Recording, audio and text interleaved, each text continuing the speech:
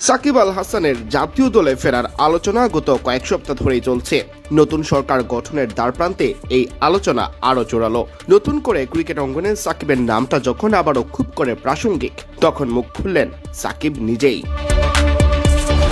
ত্রয়োদশ জাতীয় সংসদ নির্বাচনে নিরঙ্কুশ সংখ্যাগরিষ্ঠতা পেয়েছে বাংলাদেশ জাতীয়তাবাদী দল বিএনপি। ক্ষমতায় আসার আগেই বিএনপি মহাসচিব মির্জা ফখরুল ইসলাম আলমগীর টি স্পোর্টসকে সাকিবের খেলার সম্ভাবনা নিয়ে বলেছিলেন, সেটা সাকিবের ফর্মের উপর নির্ভর করবে, তখন সে ক্রিকেটে থাকবে কিনা সেটার উপর নির্ভর করবে। আমি কখনোই খেলাধুলার মধ্যে রাজনীতিকে আনতে চাইনি এবং বিশ্বাসও করি না, সুতরাং যে যোগ্য সে অবশ্যই আসবে।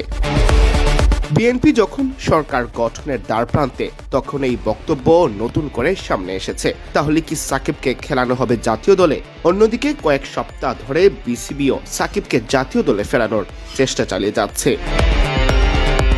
গুঞ্জন রয়েছে 2027 ওয়ানডে বিশ্বকাপ পর্যন্ত খেলতে পারেন সাকিব। এ বিষয়ে ইংরেজি দৈনিক দ্য ডেইলি সানকে তিনি বলেন, আপনারা অনেক দূর চিন্তা করে ফেলছেন ভাই, আগে আমাকে দেখতে দিন সামনের দিনগুলোতে কি হয়।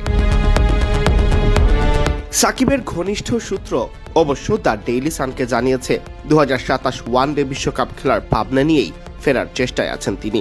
সেক্ষেত্রে টেস্ট ও টি-20 থেকে অপশন নিয়ে অ্যাক্টিভ ফরম্যাটেই চালিয়ে যাবেন নিজের আন্তর্জাতিক ক্যারিয়ার। সূত্র জানায়, সে দেশে এসে পাকিস্তান সিরিজ খেলবে, একই সাথে পরের বছরের ওয়ানডে বিশ্বকাপেও চোখ রাখবে।